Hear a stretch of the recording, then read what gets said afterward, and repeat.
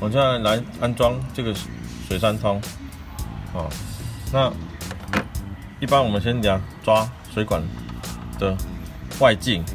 那抓完呢，我们要量水管的正中央，所以我们量完外径后，再教大家怎么算内径，就是说这个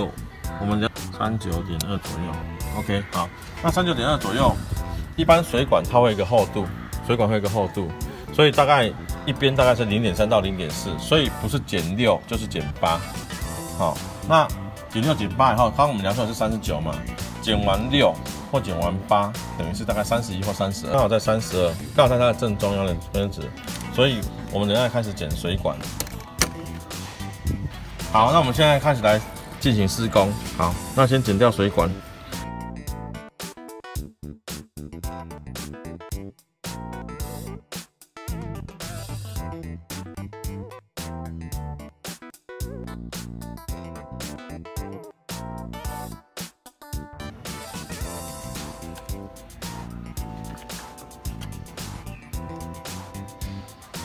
因为我们刚刚已经量完了嘛，就是它是39的，那我看它的水管的厚度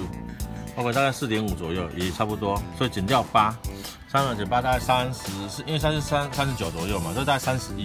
所以我们今天选择的这个水山通是32的外径 ，OK， 它的位置是在这个位置32的外径 ，OK， 那这样子我们等一下来塞就会刚刚好，有没有？它会是刚刚好的 ，OK， 那要先把束环准备好。它是放进去的，等下塞的时候顺便才能够束。OK， 那我现在来塞。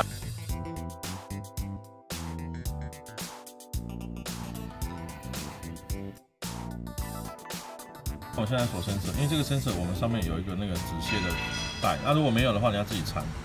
OK， 那这是缺斗的，所以有。OK， 我们把它放进去。